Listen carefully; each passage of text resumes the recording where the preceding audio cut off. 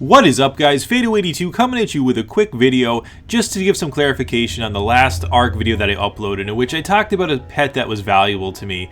It was a scorpion that I got early on in the game. I named him Bad Blood, and he had been with me for quite some time. Had a lot of great adventures with this creature, and in the last video I kind of talked about that aspect of ARK, how the pets are very valuable, and how when you lose them it does, pun intended, sting a bit.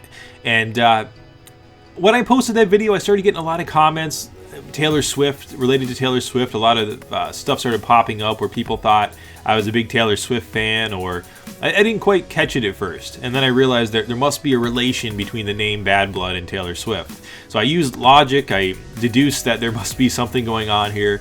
So I consulted with my girlfriend and did a quick Google search and found out that Taylor Swift has a song or an album named Bad Blood, which is cool, I guess. But wanted to let you guys know that the scorpion was not named after Taylor Swift, okay? Nothing against Taylor Swift, but it's not my kind of music. I'm not that kind of guy who listens to that. I'm more of a classic rock guy, like bands like Led Zeppelin, Pink Floyd, stuff like that is what I tend to listen to the most. So I'm not a big Taylor Swift fan, and it's not my thing. The scorpion was named after literally a video game named Bad Blood, which came out in the early 90s. It was one of the first games that I remember playing as a young kid. It was made by Origin Systems, the original makers of the Ultima series, and it was a really badass game that was set in this post-apocalyptic setting. It was sort of a precursor to the Fallout games, and it kind of informed a lot of later games that we play now. So it was after the original Wasteland games, which pioneered that post-apocalyptic setting, but Bad Blood was badass for its time. It might look a little cheesy now, but I assure you, as a kid, this game was pretty cool to play. And I had fond memories playing it. For some reason, I've been thinking a lot about the game recently.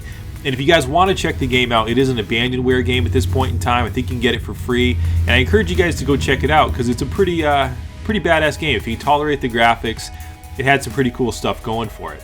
But anyways, it was this action RPG game. It had sort of light RPG elements, but it was a lot of fun. You travel across this wasteland setting. You come across a lot of different characters, mutants, bandits. Some are good, some are bad.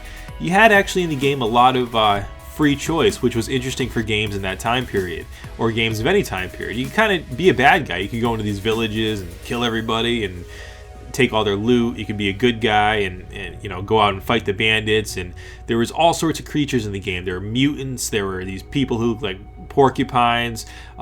It was really a cool game, and I really have fond memories of playing it as a kid. So it was one of the first games also that I came across scorpions in the game in sort of a more of a modern setting rather than fantasy medieval setting. And they had those scorpions, those like kind of rad scorpions that you'd see in Fallout, were also in this type of a game. So when I saw the scorpion in ARK, I linked it back to Bad Blood for some reason. I think because it had been on my brain, I had been thinking about it. So there you have it. That's the genesis of the name Bad Blood. Nothing more than that. Had no relation to Taylor Swift, but it's cool that people thought that.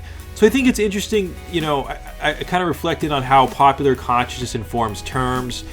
And so when people say things, they think oh, that must be Bad Blood must refer to a Taylor Swift song, or Bohemian Rhapsody. Kanye did a cover of that, so he must have made that song or wrote that song. And that's not it's an interesting phenomena, also a disturbing one though.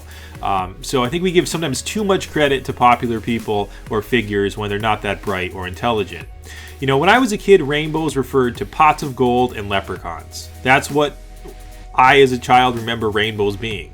So it had no meaning other than that. It was pots of gold, leprechauns, and now rainbows refer to the gay movement, to gay people, which is all good. Nothing against gay people. I have no feelings towards that one way or another, but it's an interesting concept to consider how the rainbow changed from being literally about leprechauns and pots of gold to being now about the gay pride movement. So you can't draw a leprechaun, you can't draw a rainbow now or put one on your car or do anything without people assuming that you're gay.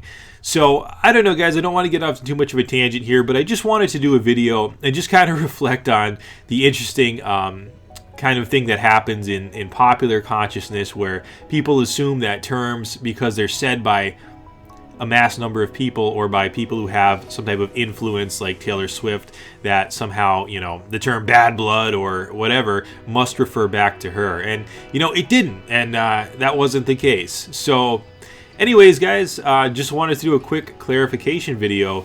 You know, my Scorpion did not live and die for Taylor Swift. He was all about a post-apocalyptic video game in the early 90s. So, alright guys, hope you enjoyed this video. Fado82, peace.